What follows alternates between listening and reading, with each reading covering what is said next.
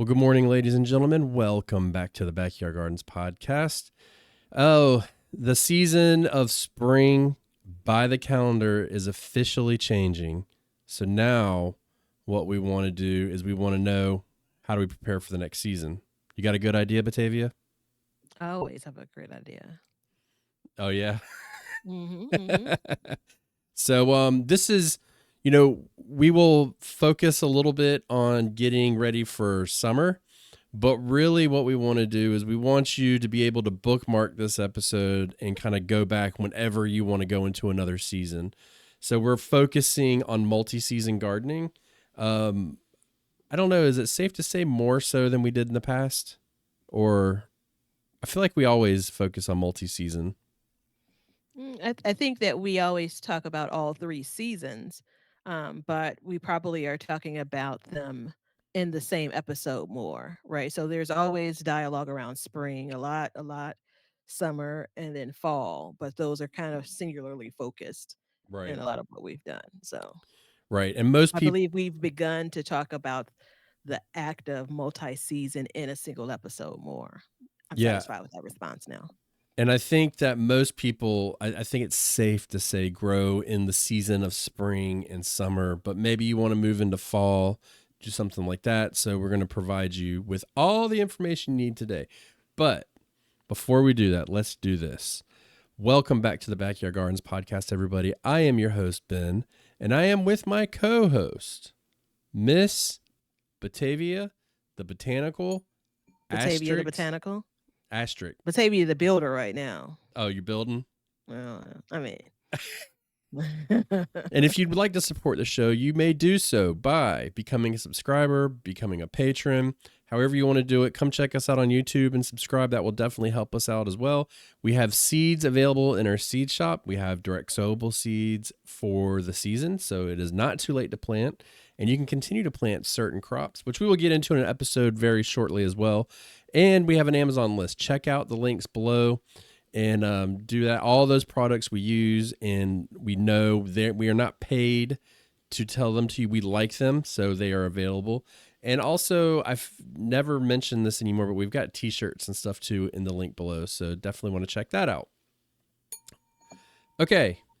The easiest way to go through a season, get ready for the next season. When do you want to start this process? That's the question that first comes to mind. I know that I've been guilty about doing it wrong in the past. I know mhm. that. So, what do you think, Batavia? Do you think the time to prepare for the next season is at the beginning of the next season or in advance of it? For sure, while you're in the current season, preparing for the next season is the win. Right. Um, I was thinking at a minimum 6 weeks before you get there. Yeah. Yeah. I kind of agree with that timeline. I mean, it's, we're talking right now, we're in spring. And so we should have already been preparing for it, but there's naturally like bleed over from spring to Hmm. summer. I think we pretty well acknowledged in the previous episode about spring and summer and, what crops are for what season. And it's a little bit complicated, but whatever your definition is, I think did we land on a definition for us? I rejected the idea of being certain about a definition. We may Okay. have, but Okay. So here we are. All right. Well, whatever your definition is, summer crops can be planted in spring, harvested in summer. And so all of these factors do line up, and you're already naturally preparing. But when we go to transition from summer into fall, it's almost like there's a hard stop. Would you say? I'd even go as far as saying the time, if we're still focused on when do you start preparing, the time that you prepare for, and we're past the point of like, if you're talking about transitioning to summer, you should already have tomato seeds and plants started, or you should be prepared to buy them, right? So know that some of those longer season, like your peppers and all, like that's way beyond in before 6 weeks, right?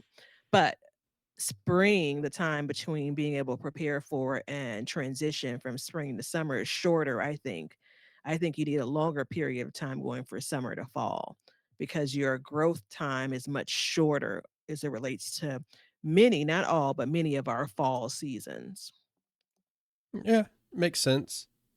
I think there's a lot to it as well. And I mean, if you go into fall into winter season, I think there's a little bit of bleed over there, and then going from winter into spring, it's a hard stop. So, what we want to do is we want to kind of focus on both sides of the token, and really either way, going from spring to summer will absolutely be a little bit easier. But you can apply everything. I think you just want to, going from summer into fall, move it ahead a little bit more and start a little bit earlier. I think that would be the safe way to go about it. Yeah, I mean, I think that beyond the idea of the last frost for those that get a frost, right? Beyond that and the danger for the warm weather crops, there's a lot that you can get into the garden like earlier than, for spring to summer. When you get to from summer to fall, you may be just dealing with too hot of temps for the plants that you plan on Yeah, planting for absolutely. fall to thrive. So yeah, I mean, it's I think for that purpose, just based on the temperature swings from one season to another, that really dictates, the difficulty, if you Yeah. will. Yeah, I And of agree. course, your climate.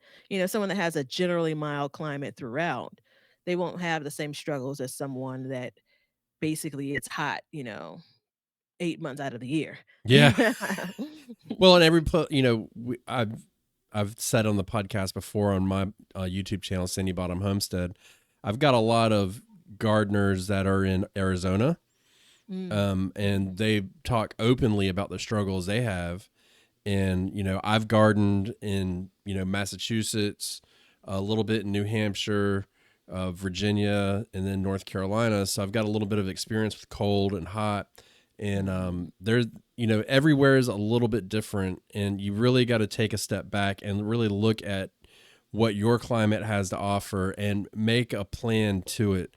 I do believe that the garden as a whole is a giant mental game, and the bulk of the work is actually in the planning phases. And then after that, you can kind of get into a little bit of the labor. But I don't know. Do you agree that there's a lot of, mental gymnastics that go into this to really set yourself up for a higher success rate? There's a lot of planning and learning and stuff like that.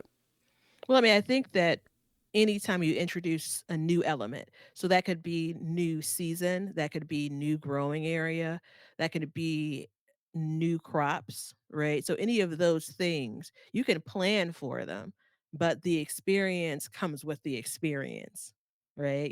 So you actually have to go back and look at your weather for this new area you're growing in, and or go back and look at like paying close attention from a gardener's perspective, what fall temps are gonna be like in your area because this is the first time you're gonna have a fall garden, and you can plan for that.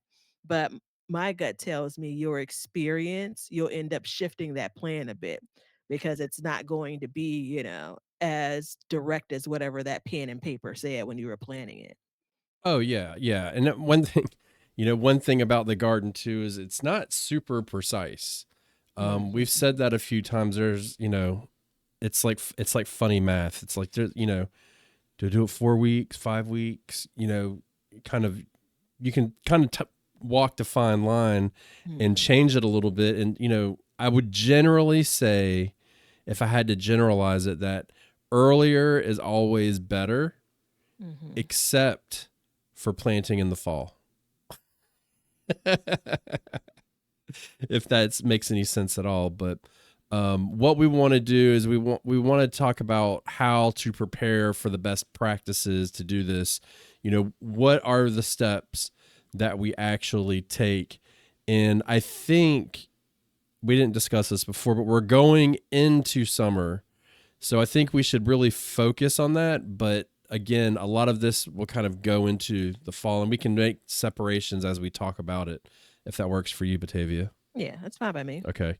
So, what's your first practice? You know how it is on the show, ladies first. So you should have been prepared. The new the concept that you're introducing newly to the episode that we planned out, and now you want me to be the first to speak on it. Okay, so Organic, baby, organic. yeah, yeah. So I mean, this is going to apply to any season. Um, I'm gonna I'm gonna cheat here, and I'm gonna go very neutral and do an inventory, not necessarily of the actual plants, but do you have, if you're going to be planting in new areas, do you have soil? If you need to add soil to your spaces, do you have fertilizer, right? Do you have compost if you're going to be using compost? Do you know where, hey, you may not have been watering as much, in the spring. Let's make sure that all of that irrigation, whatever your steps are, work. I've gone through a whole dance around getting replacement hoses. Remember I water exclusively almost by hand. And so, like coming into the season, I can water a lot by hand in the spring just based on how much rain we get and then, a couple of water pitchers. But in the summer, I need something a little bit more. So I think getting kind of those things in order, if you didn't do that in the first season you're growing in, if you're going in spring and now going into summer. So that's going to be my cheat answer. Yeah, that is a cheat answer. I didn't know we were in the But it's soft. sound, man. I didn't know we were in the softball league, but that's okay. Um, no, I think you're right. I mean, as you prepare, there's something to be said about that last minute dash to the store and Mhm. fighting the crowds for everything. You know what I mean? Um, Well, I mean, I think it's like don't go to the grocery store hungry, right? oh, I do that It's all the time. It's terrible. and you should really have a list. I come from a long line of grocery store shoppers with lists. But no, it's the running out to the store in the middle of a project is always a pain. Most folks won't avoid it in their, kind of lifetime of gardening. It's going to happen, right? But we know a new season is coming on. And so again, do I have enough fertilizer to get me through the season? Right? Yeah. Are the beds that I planted in the spring, are they kind of running low? Was it compact? As far as the soil, are there things that you saw in the spring that you want to try to resolve? So, an inventory of beyond the actual plant itself, beyond the actual seed, what do you need to try to prepare for? No pun intended, to continue to garden in this new season because everything is going to be different temperature wise, plant size wise, like all of these things. I use netting? Do I have netting? Yeah. Right? Well, you mentioned buying new hoses, and I gotta say, current event moment in 2025. If you need a Mhm. hose, go out and get it because these tariffs are about to make them go up. Because for damn show, they are made in China. So if you need a hose, go get it. I am the master at hose repair, absolute master. I have repaired so many hoses. I pick hoses up on the side of the street a lot, Mhm. and usually they just need like a splice or something. Mhm. But I will say that I am now officially graduated from buying crappy hoses, and I will Mhm. only spend the best money on a hose that I can get. I mean, I can't do it anymore. They suck. They kink. I was out there the other day and I was like, man, look, y'all watching on anywhere you're watching, leave us a comment if you spend your life unkinking a damn hose. I mean, it's miserable. Now remember, Go the ahead. property is 125 feet from basically my sidewalk to behind the garage. So roughly that's probably about 100 feet that, the furthest end of the garden, the backyard, and the furthest end of the garden in the front yard is. So I have a 75-foot hose and I have a 100-foot hose. And the back and forth, like the damage that the hoses experience, even from dragging it on the concrete, Mm-hmm. right? So you have to take some of those things into account and wear and tear. But the one that I had was kind of worn. So I think it's the 75-foot one. Anyway, the one I subbed in is thinner. It's not as wide of a Total hose. garbage. Yep. Total garbage. Yeah, The them thin pain hoses. that I Mm-mm. am experiencing. Not only is it every time I get the hose out to water, I have to unkink it. I have to unkink it multiple times. Yeah, Like, yeah, yeah. That thing sucks, and then it'll crack where it kinks. Yeah, yeah. mhm, So the mhm, next hose that I buy, and look, we are getting way off course. We're gonna get back on in a second. The next hose that I'm gonna buy is gonna be one of those industrial rubber hoses mm, that's like mhm. soft. I'm done. I'm doing it. I'm gonna bite the bullet, and I'll probably choke on the bullet when I do it and cry a little bit. But I think I'm gonna buy it and be done because I've used nice hoses before that have lasted many, many years. So, Mhm, mhm. yeah. All What I right. want is one of those retractable thingamajigs with the hose, but I'm trying to figure out the place where I kind of from Yeah. everything I see, like, get the 4 by 4, set it in concrete inside of, wherever the space is that you're gonna have the hose or the contractor thingy sitting, and yeah, So I'm trying that to figure that shit industrial out. hose works better for that, Are you because telling me or asking me? no, I'm telling you, Okay. it's more pliable. And when you do that, because it sounds like you're probably going to do it, the concrete's a pain in the butt. But there's Mhm. actually like a foam concrete. Have you seen it? Mm-mm. So what it is you buy it, you mix it together, and when you mix it together, you put it in real quick because it locks in. It's a little bit more expensive, but Mhm. it's completely 5,000% easier. You don't have to mix it or anything like that. You just Yeah. open the bag, pour it in, you mush it. Now, I will say this, you got to be careful because I put too much in and it Uh-huh. came out looked like a mushroom on one of the 4x4s I put in. So I ended up painting it red and putting white spots on it so it looked like a mushroom. But it works really good. It's a little bit more expensive. It's Mhm. about 4 times the amount of concrete, but if you only need like a quick one-time fix, it's easy. It's good to go. But those industrial hoses, rubber hoses are like brown in color. They work really Mhm. good for that because they roll up good. So Okay. I may be Alright. doing that too. But anyways, let's go to mine. And you mentioned basically everything, but really getting into it, fertilizer. So typically about a month before I'm going to plant, I will go through and put a nice solid organic fertilizer down. As you all know, organic fertilizer, especially in the warm season, takes about 2 weeks to start to break down, to start to actually work. So it'll feed my plants that are in there a little bit. And then afterwards, I can put my plants in. They will have a light feeding in there. The soil will be nice and charged. And then I also will put in another pre planting fertilizer with it, all organic. But you can do that, and that'll just kind of pre charge that soil and get it ready because you got to think, and we're going to go into this in the question of the day too, so just hang tight. But you've got to think, you've been growing in it, so that soil is going to be depleted, and we need to replete it, if that's a word. I don't know. Replenish. Yes, replenish. Thank you, ma'am. So we will, you want to do that, and that'll set you forward. Now, if you're using a synthetic or something like that, you don't really want to do that because it won't sit in the soil as long. But a lot of times, organic soil doesn't really feed the plants; it feeds the soil, which in turn feeds the plants. So we always want to do that. Now, in the wintertime, I'll do that like 6 weeks before my planting date. See, here is a 6 weeks Mhm. again because it takes a long time to do it. And in the fall, I'll do it again. So, about roughly 2 weeks before in the fall because I want to get those plants up and growing as fast as possible. And Mhm, then it'll just mhm. be a light feeding. It's really drug out instead of like a big push all at once. Do you do anything Okay. like that, Batavia, or? Not at all. Well, let me say this.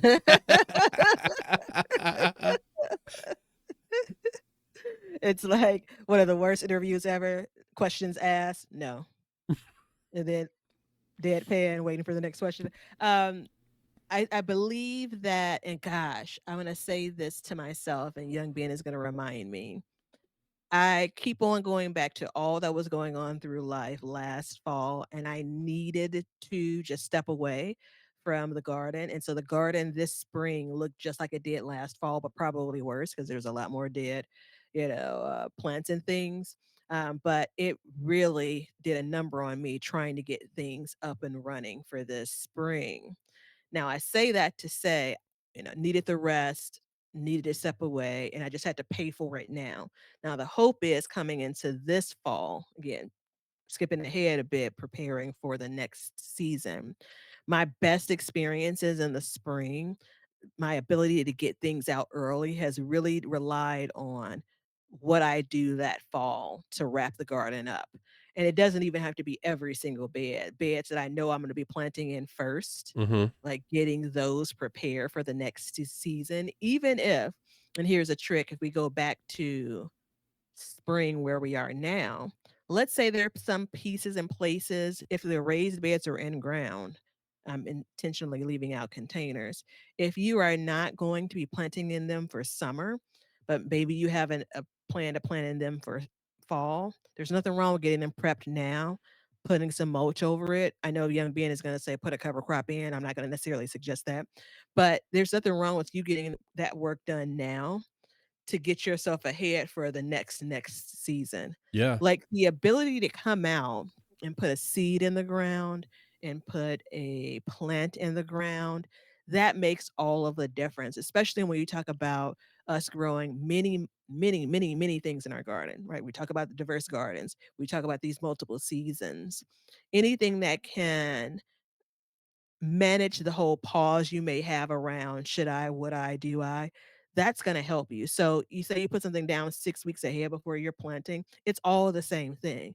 You're preparing yourself and now the garden space. I don't say that for containers necessarily, unless it's a really big container, because some of your efforts may be for not, like a container drying out because there's nothing actively growing in it. Maybe you're not watering it as much. So do what you want to do there, but definitely for your in ground beds and raised beds, get them prepped, no Yeah. matter if it's a week, 6 weeks, 6 months until you plant in it. Well, and also if you're not going to put anything in the bed, you could go get some like chicken manure or some kind of manure and put it in, because manure is typically hot when you first put it in. And when I say hot, it's nitrogen hot. It's a lot of nitrogen being released, but you can put it in early, let it sit for months, if you're not going to be planting in it, and then it will cool off. And I know it's weird. We're not really talking about temperature, but that's the term used. And that will cool it down enough for you to be able to plant in it and feed the soil some, feed all the life. And then as you put your plants in, it'll start that as well. I use those alfalfa pellets. Oh, yeah, you did mention that. Yeah, I do use those alfalfa pellets, and I put them in periodically throughout the year. And it's to add nitrogen back into the soil, because as we all know, nitrogen is water soluble. But what it does is it's not for right now, it's always for the future. I call it my insurance policy. So I'm always adding that on top, usually right before a rain, or if I'm going to water on top or something, like we're in a drought. So I'm not really doing based on the rain, but I'll water right on top so it'll start to break down. And then over the season, that will break down. So I get a lot of questions about what's that stuff on top of your garden? Well, it's the alfalfa pellets. And it's just, like I said, it's an insurance policy. So that's something you can do in the future as well. Mhm, mhm. All right. What's your next one? Okay, I forgot we were going back and forth. So I feel like I clicked on this episode to hear what I'm gonna do with plants for the next season. Yeah. And we'll get there, but that's not all, right? So I'm saying this is another cheat. This is I'm going to assume you have things growing in your garden. So, the current season being spring, you have some things growing, and now you're getting prepared for summer or summer going into fall. You need to start doing a round robin of timing. When are you expecting to harvest the things that are in there? What are the spaces that are going to open up? You've done some of this with your pre planning. You've done some of this when it comes to you planning for what's going to be planted in bed one for spring, what's going to follow it, but it doesn't mean that you were right on the money when you planned that earlier in the year. So now I'm looking at my broccoli plants and saying, all right, Yeah. I'm looking at the lettuce. Lord knows the lettuce is like Bolt City, right?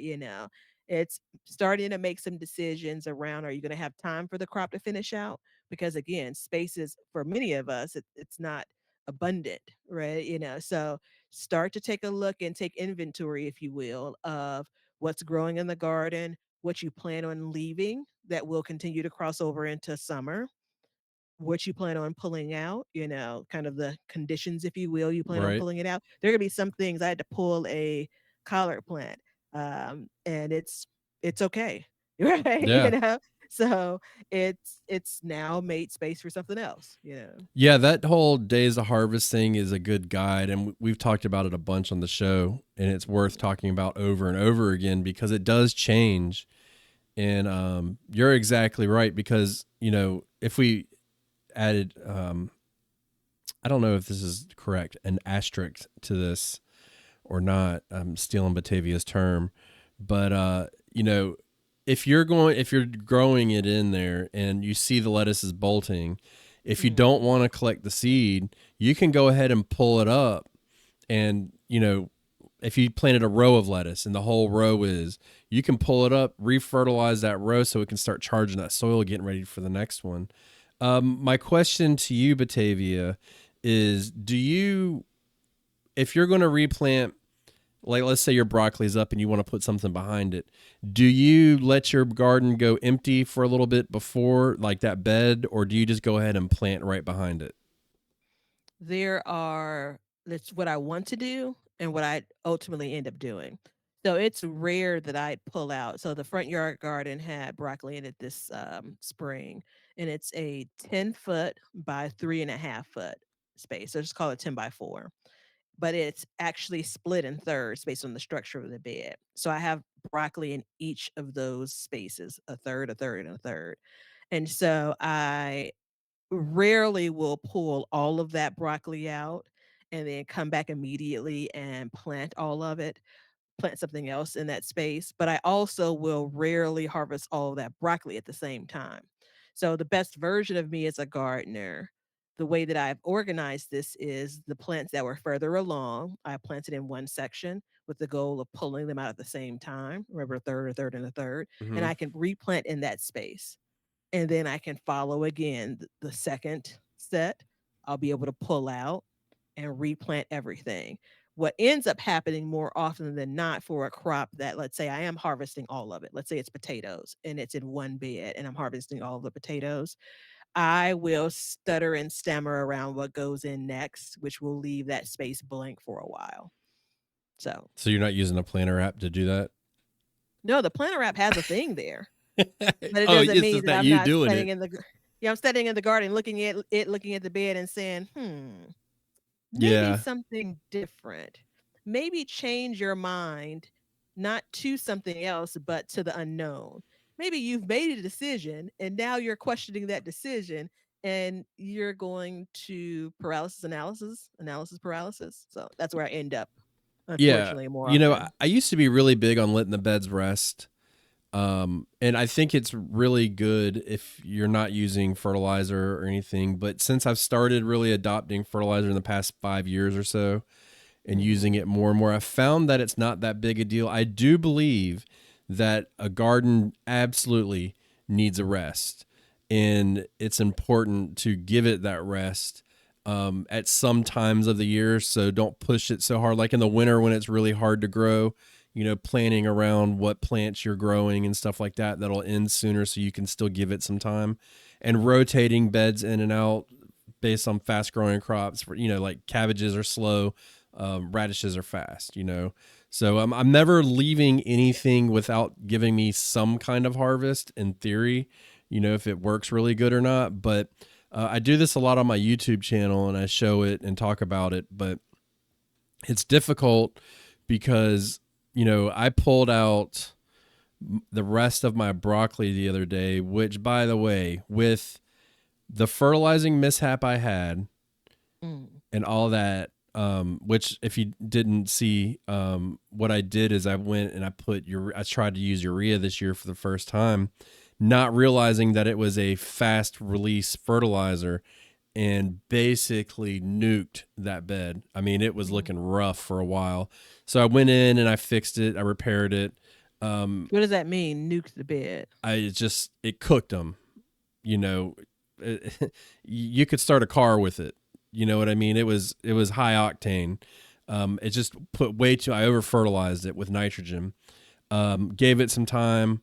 I watered the bed really, really deeply, washed it out, stirred up the soil to mix it up so it would off gas outside of the soil instead of in the soil. All of that being said, I ended up getting a 95% broccoli harvest rate this year. And the only reason why we were down the 5% is because we did not replant, or when we had to put another plant in to replace, they just kind of outgrew. So we did really good on that. But what I was saying is, I went out and got the rest of my broccoli out, and then I pulled it out, and then I immediately, that same minute, went in and put corn in behind it. So, that's me, just no rest for all at all for that. But the plan for the next season, so corn is a summer crop. So the plan for that is to plant a cover crop in the middle of the row. And then once we harvest it, that bed will now go into rest for probably, I'm imagining, about a month until we plant it for fall. So we will be planting that, but in that same time, like I said, I turned around and I immediately replanted it, which was not something I really wanted to do, but I felt like it was the best thing to do because it was faster. And we know that we're going to be putting fertilizer in there. We have an injection system, so we know that we're going to be replenishing the soil to an extent, but we're kind of front loaded it before that, right? So before I harvested, I went in and I already knew I was going to do this, and I put that fertilizer in early so that that bed would be nice and charged and ready to go. And then I put a pre-planting fertilizer in, knowing once again that this fertilizer would take 2 weeks to break down. So by the time the corn started getting up and growing, it would get some fertilizer pushed to it. So we plan around that stuff. I'm smiling because my corn is going to follow my broccoli this year. Look at us. Yeah. There you go. Um, so my beds in Chicago, Illinois are absolutely resting January and February hard stop. Yeah. I would also say that for much of December and much of March. So that's December, January, February, and March. And so I look at that to say they should be well rested. And in the best version of myself, I should be able to push them towards the end of March through the end of November. Yeah. I Right. agree Like with I that. should be able to plant based on my practices nonstop. Now, one could argue maybe my garden has benefited from some of my pauses and some of the empty time that they've had. Maybe they haven't. I don't know. But and again, the best version of myself, I would be planting from, let's call it planting April through September, growing April through November, something living in those spaces all that time. Yeah. No, and I mean that's the difference between southern gardeners or Hmm. warm climate gardeners and cold climate gardeners. When you live in a colder climate, you typically will automatically get a couple months, Hmm. and I mean at that point it's like put that fresh manure on early in the, or early in the winter, and just let it sit all winter. And then Hmm. between the snow and the rain and the weather, it'll all just break down and start going. So yeah, that absolutely is a way to go. I think that the temptation when you're a warm climate gardener, more southern, is to just constantly push it, push it, push it. And while you can do that to an extent, I think we do need to find a happy balance, a medium in there in which we can really break it down and let it get some rest to some extent.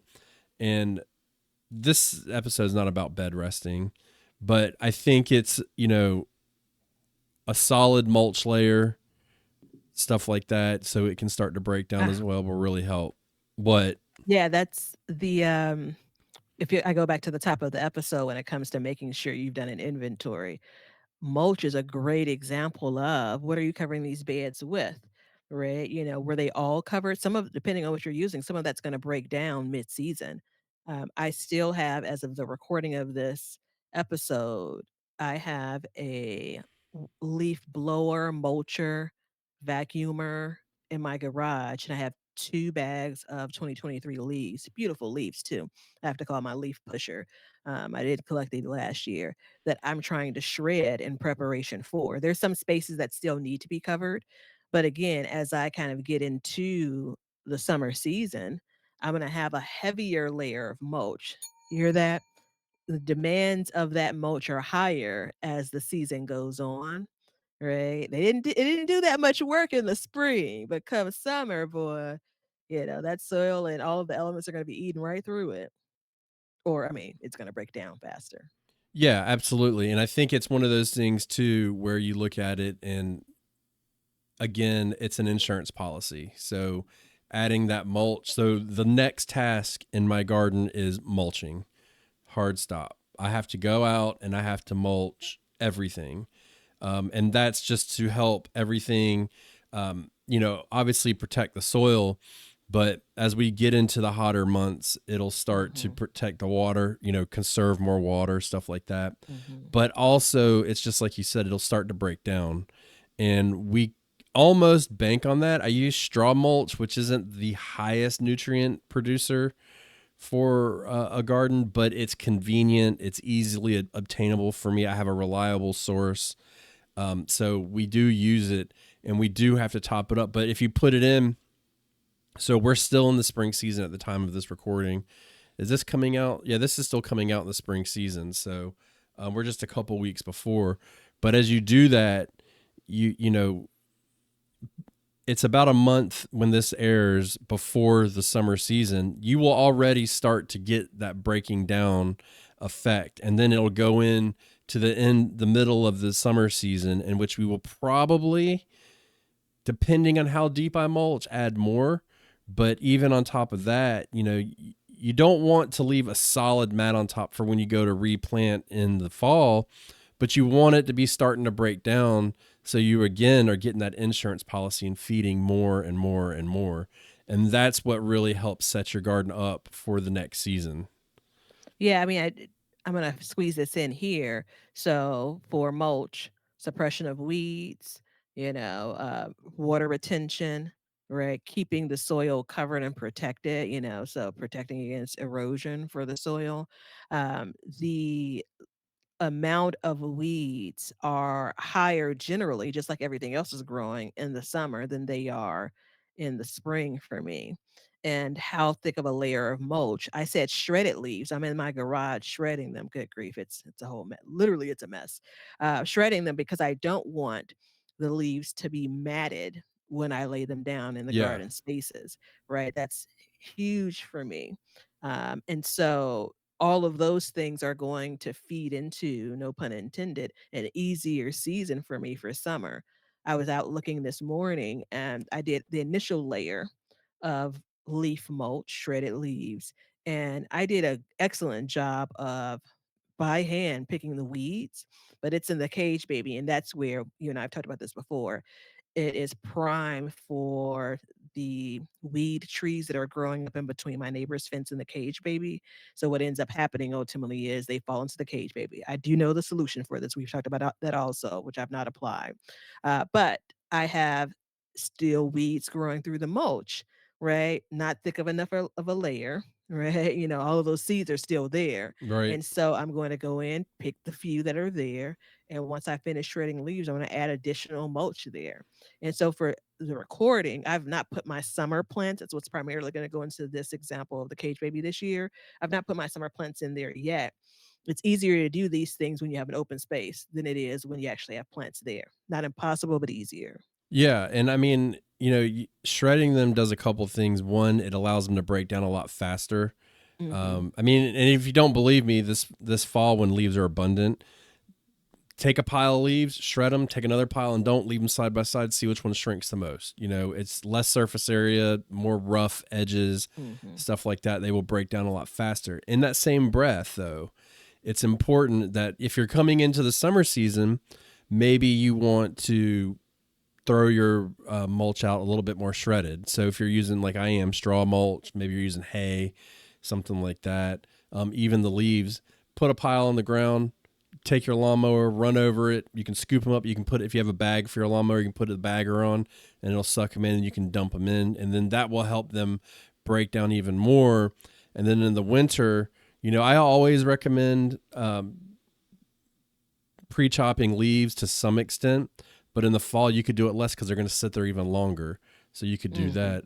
As far as nutrients and mulch goes, the hierarchy of most nutrients into the garden is hay, first and foremost. Yes, you're going to get weed seeds, but it's going to have the most nutrients.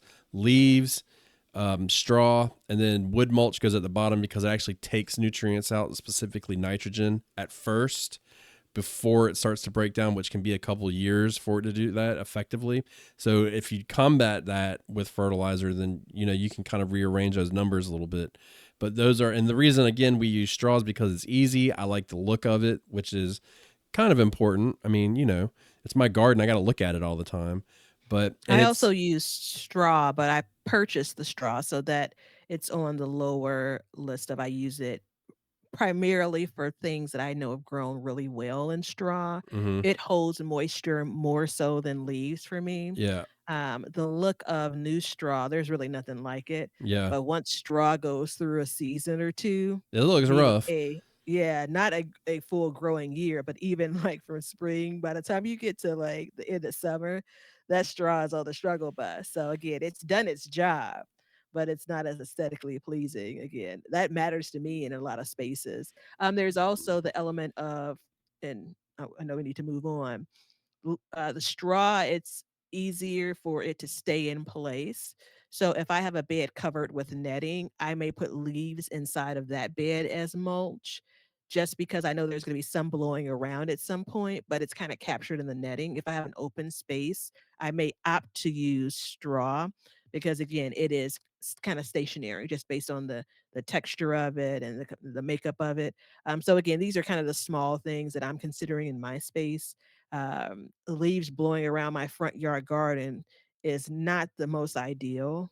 My backyard garden is not that big of a deal. So, Yeah, and moving along. when you chop them up, they do stay better too. Mhm, Funny how mhm. that works. All right, what's your next one? All right. Are we moving on to actual plants now? Can we talk Yeah, plants? but we have to finish up with plants. So, this is the decision of what you're direct sowing versus what you're actually transplanting in. So, we've covered off very briefly your tomatoes, your peppers, your eggplants, these longer in time and fruiting plants.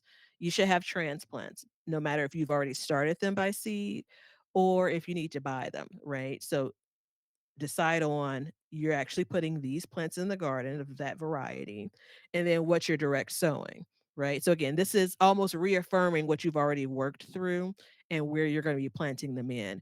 Keep in mind plant height and spacing here.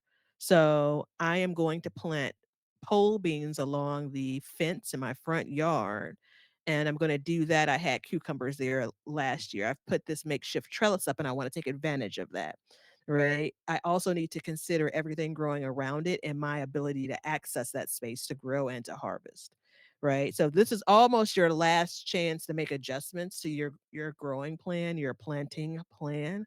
Um, I think that this is a last chance to double check on some of those direct sowable seeds and varieties, right? So we have in the shop backyard gardens on Etsy. You can check out the seeds there. You want to make sure that time to harvest. Do you have enough time to get your melons in by direct sowing them? A lot of us do, but we're right on the cusp of it right now. Right? Yeah. Some of the hotter spaces, this is almost where kind of best laid plans kind of come into action.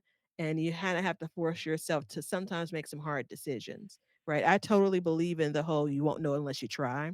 But at some point, in some cases, you kind of have to cut bait and move on to the next thing, the thing that's going to be more probable to give you basically some food.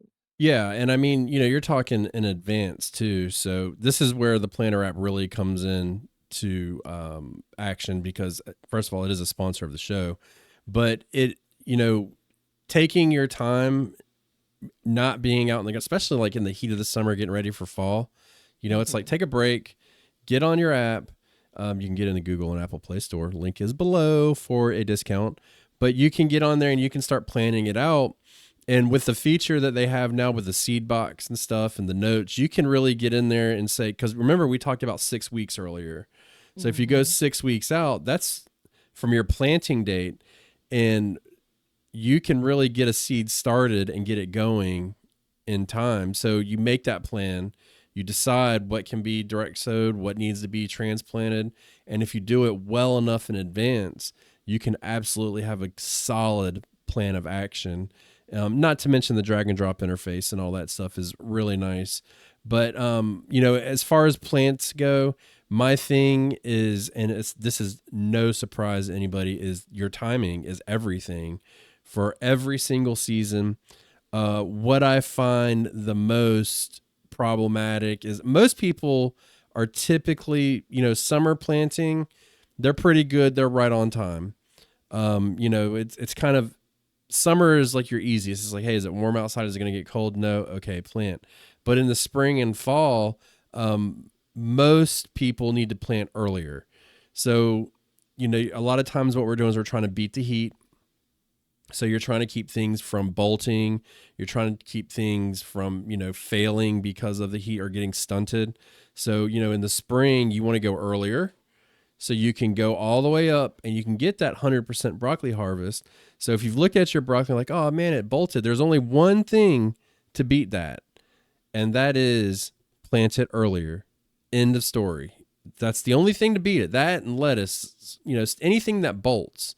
If it's bolting right now, you need to plant it earlier next year. But in the fall, you need to plant a little bit earlier too, because a lot of times what we do is we think, oh, it's starting to cool off. I need to get my fall garden planted. And I'm sure a lot of people have had this, and feel free to comment about this, is you grow it, but it doesn't produce. And you're like, well, that was a good try. Well, plant it earlier, because what you have to realize is going into fall, you need to add grow time on because the sun is lower. So you add grow time on usually about 2 weeks, and then you put in, so you've got to manage the heat, typically speaking, when you plant these things, which includes shade, water, mulch, all these things. And that will help you because then you'll get them growing.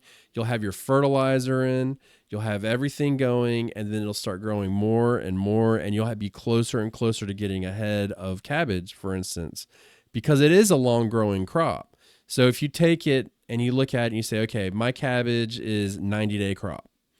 Okay, so you start your seed, and I think we've landed on this in the future, in the past, Batavia, but I think that a 90-day crop is from planting to harvesting, not seed starting. That's just the way I look at it. It always seems to go that way. So if that's the case, you need to have your lettuce in 90 days before, or your cabbage, excuse me, 90 days before it gets too cold and it won't survive. Not your first frost date, but it can go after that, but it needs to be starting to wrap up, needs to be starting to head and stuff like that. And every place is going to be a little bit different. So your timing is really important. And this is all part of it. So you know that the season's coming, you know that there is a stop to each season, and like tomatoes are going to die when the frost comes, plain and simple. So you know that you want to be harvesting by then, but you Mhm. know that there's other crops that can go through a frost with no problem. And that's where you want to focus your time in those appropriate seasons. So going a little bit earlier in spring and planting more so in, I don't want to say in summer, but at the end of summer, when you're like, there's no way it can grow. Trust me, get it in there and get it growing, because that'll push it to grow more. And then you'll get your harvest. Yeah, I think this is a good time to drop the hint of using your resources.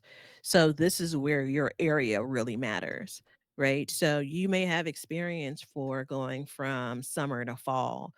Timing is it's everything. There is almost no room for, makeup when we come to summer going into fall, right?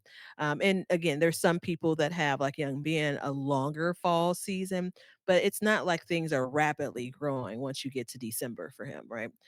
So talk to people in your area. people at the garden center, if they're growing for fall, this is what you can do this summer. Talk to, if you're going to farmers markets, if you have any interactions with any other growers or farmers, if you're at the farmers market in June, it's nothing wrong with, especially if you've been friendly, and I know you have, with asking them, "Hey, when do you start your cabbage? I know I saw your cabbage here last season. It was beautiful. When y'all guys start your cabbage for fall? When do you put those out?" Get that kind of intel. That literally is your answer. There's some people that may be 20, 30, 40 miles from you that have come in, but understand that as well. So this should reaffirm whatever your plan is going into that next season. But that timing is, for some of us, there's some forgiveness for spring. You can have a spring garden, but you may have to change some of the things you're growing if you got a later start. Summer is a bit forgiving, right? There are a number of different things that you can get into the garden at various times. When we come into fall, especially for some of the cool weather crops we're talking about growing, with the exception of like radishes and maybe spinach and maybe some baby lettuce, like a lot of other things you have to be very mindful of and planning for coming into your fall season. So, Yeah, absolutely. So just be careful. All right, we got to get to the question of the day. This is an interesting one. So we told you about the planner app. Pick it up. Link below. Gets you 20% off of lifetime membership, and just trust me. We talk about it a lot in the show because it changed the way we garden. Let's see here. So this one is a comment from the episode we did. I think it was last year, actually. Can you garden without fertilizer? Do you remember doing that? no. So this one is from Anonymous. Hey, Anonymous. That's new. Okay. Yeah. So it goes, you lost me on this one. A while back, you were objecting to anything to enhance a seed, calling it an insult to the creator that a seed would need help to grow. But fertilizer is a necessity because the soil doesn't have enough to support life. How is it that forests and prairies do it? Do you know the answer to that? Wait, are we insulting the creator or what happened there? We said apparently, and I'm sure it was me, it sounds like something I would say, is that it's an insult to say that we need to help anything to grow. We need to do anything to help it grow. So why do Yeah. forests and prairies grow so well? Have you seen how beautiful some of my pepper plants are when I grow pepper plants? Have you Yes. seen the lushness of my collards? Yes. Please know that those things can grow in the wild, but they will not look like what I'm growing. And if you're fine with some of the conditions that those things are growing in the prairie, in the woods, right? In the wild, then go for it. That's the difference. I think that the everything from the timing we're talking about, we want to get these crops in and out. We want not necessarily perfect produce, but we want something that's appetizing. Like the wild grows a lot, but there are things that I'd prefer not to pick from the wild that I prefer to pick from a more, I'll say it because this is where we are, a more manicured garden. That's Yeah. my take. So my take's completely different, actually. Mm. So what does a prairie and a forest, the plants in there, have in common with the garden, our gardens? What do the plants have in common? I don't know. Tell me what the plants have in common. Forests and prairies are all native plants. So Mm-hmm. we're not growing native plants to our area. I mean, I hate to break it to everybody because that's a Great point. big trend right now is native. And I agree with flowers and stuff. Absolutely, Mm-hmm. makes your Mm-hmm. life a lot easier if you grow something native, and it makes it a lot easier for you. But when it comes to your garden, these plants aren't native, and that's why you don't see things. You don't see a tomato plant growing on the side of the road. You don't see corn randomly growing in places unless somebody spilled seed, but it's not a spread seed like that. So that's the difference is we're not growing native plants. So you've got to kind of up the nutrition a little bit for it to help it get to. Now, I will say this. I know in San Diego, there's people that have been growing eggplants for the same plant for 4 years in the ground. There are exceptions to the rule, but as a general whole for the United States, especially for your area, Batavia, those plants like tomatoes are not native for your area. You know what I mean? So it is No, a thing. God And bless I them. mean, it's like in my area here, we got a lot of palm trees, right? People grow palm trees.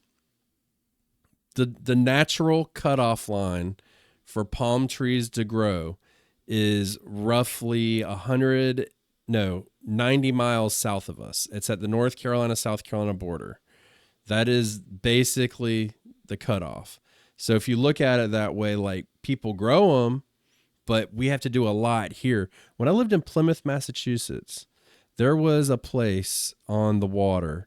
Um, I can't remember the name of it. I give them a shout out, whatever. They had one palm tree, and they had that billy goat wrapped in saran wrap with Christmas lights in it all winter. And it survived, but it was, that's a tough life for that tree.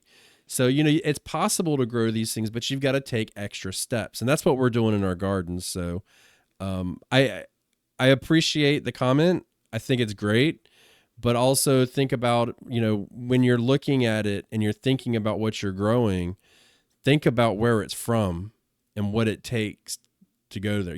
If I went to go live in Antarctica, being that my blood's not from there in my family, I would be a totally different lifestyle than somebody who was born and raised and bred there. You know what I mean?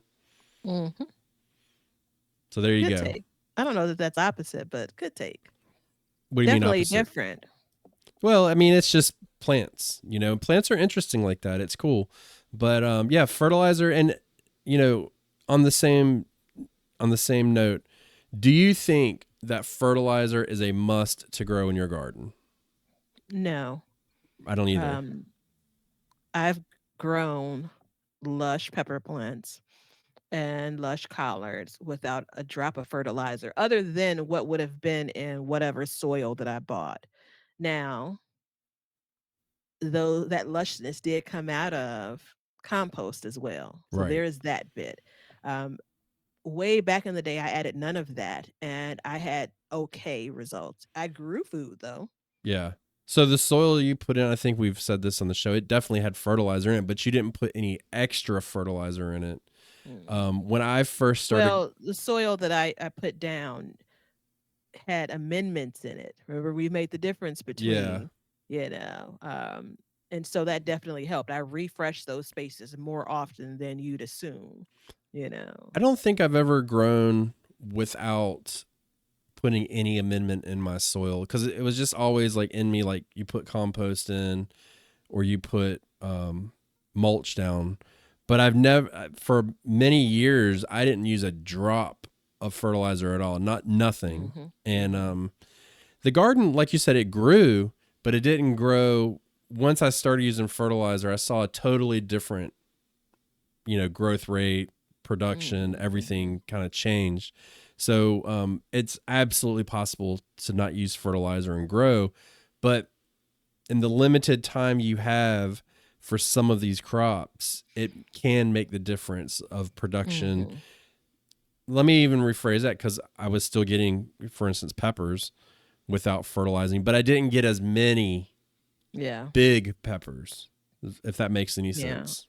I have in the last 10 years examples of pepper plants that, I mean, it's night and day almost compared to what I grow now.